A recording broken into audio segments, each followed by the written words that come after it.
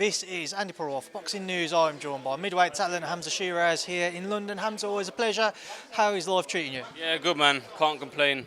Can only thank God for allowing all of us to be here today, and ready for fight night, bro.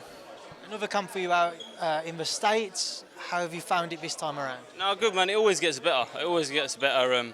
It's that cliche saying this has been the best camp of, you know what I mean? So it has. It's been a great camp, and like I said, come fight night, I will show what I've been doing, learning little new things, working on the weaknesses, working on the strengths, just becoming an all-round athlete.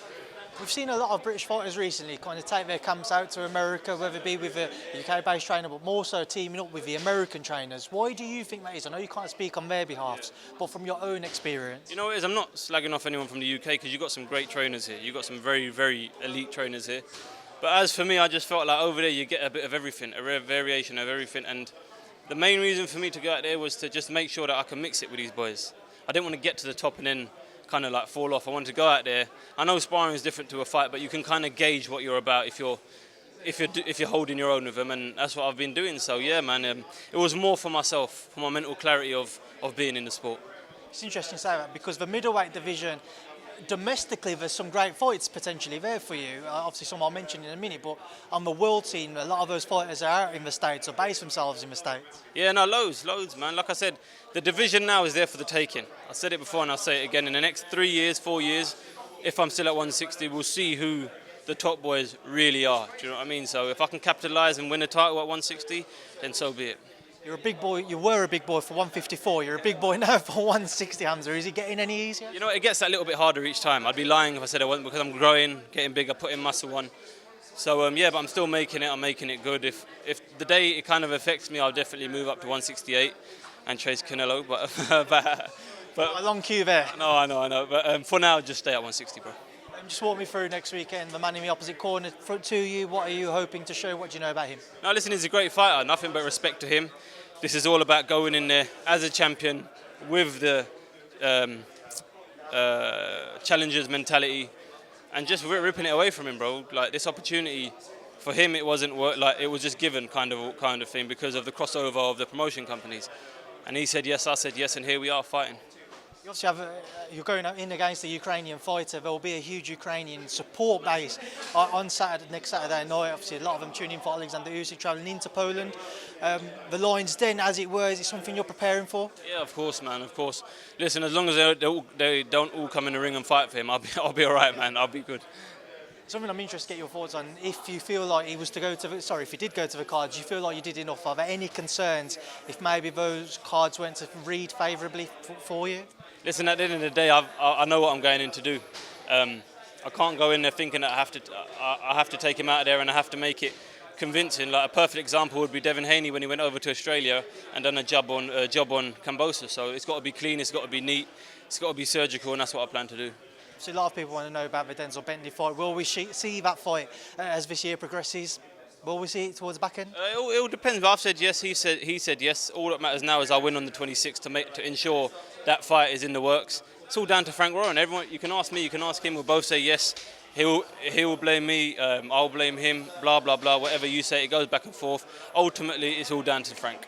From the versions you've most recently seen of Denzel Bentley, if you were to share a ring, what happens in that fight? You know, I don't want to comment too much on that because my mind is solely focused on the 26th. I know, obviously, that's not the answer you're looking for, but I just need to get the 26th out of the way, and then I'll happily answer that after the fight. As we mentioned earlier on, and you said yourself, that world scene at middleweight, it's up for grabs. All those titles, nobody's really dominating it. How far off do you feel you are? You said 3 to 4 years. Do you think sooner, or is it a matter of taking your time? Definitely sooner. It's all about what opportunities I get. So if I was to get a call up after this fight for a title or next year, so be it. You best believe that I'll turn up and I'll grab that title. One fight which I imagine you might have a little bit of a close eye on is Eubank Jr. and Smith too. Just your thoughts on that first. You know, I think Smith is going to do a number on him again. I've been just studying a little bit about both, and Smith is the all-round complete fighter, and the way he's going about his training and the way he's going about things, he's just professional as they come, and he's a hard worker, and I feel like he's going to do it. I wrote him off in the first fight completely, but obviously I ate my words. Winner or loser, beyond say Denzel Bentley fight, would you be interested? What's that? Winner or loser of that fight? Of course, man. Like you said, the 160 division there is for the taking, and inshallah I'll win on the 26th, we'll see what happens, man. The division's there for the taking, like I just said. If you could name one person you'd love to face at 160, you obviously got the likes of Gennady Golovkin, whether he's going to be around or not. But if there's one name you could mention to me, Hamzah, who would you love to share the ring with? 160. It's a bit all over the place at the minute, isn't it? It'd have to be Golovkin, even though he's probably going to retire soon or whatnot. But just because he's the biggest name, and it'd just be an honour to be in the ring with him. Also, just want to get your thoughts on Usyk-Dubois headlining next weekend's card. Will Daniel pull off that upset? You know, I feel like he will. I feel like he will. It won't be easy, but I feel like he will. All he's got to do, be smart, be clever, and with Don Charles in his corner, I don't see why he won't be.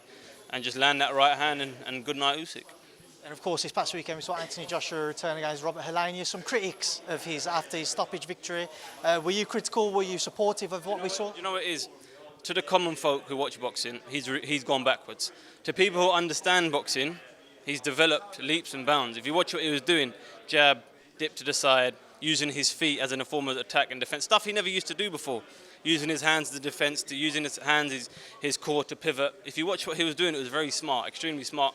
And when you do things like that in boxing, it takes a little bit longer to dissect your opponent. For example, the Crawfords, he's got a few early stoppages, but the majority of his top fights, you watch, he dissects his opponents and takes them out later. So credit to Joshua, man. I liked what I saw, and I feel like if he fights Wilder, it'll do a number on him. You've had your own critics in your career, Hamzah. Yeah, exactly. So, what's it like dealing with that side of things, especially when you're in your stage, you're very early on in your career? You know what it is? It's a blessing. It's a blessing. When I first had it, I was like, shit, man. Like, what do I do? Like, am I actually doing what they're saying? But then more after the fight, where I got all the critics, I've had like 4 knockouts, all good performances, and you still get critics. You know what I mean? So what can you do? You just have to keep going about your business. They don't pay your bills at the end of the day, unless it's a pay-per-view fight. Then maybe. But for now, they ain't. And I just got to keep doing what I'm doing, and eventually turn them. I wouldn't say haters, but them critics, like you just said, into supporters. Well, Hamzah, I know there's a lot of media waiting to speak to you, so I appreciate your time. I'll see you in Poland next week, and I imagine I'll see you back in your suit, dressed to the nines. I've got a lovely new little suit lined up. I've got a new bonnet, so it'll be all right.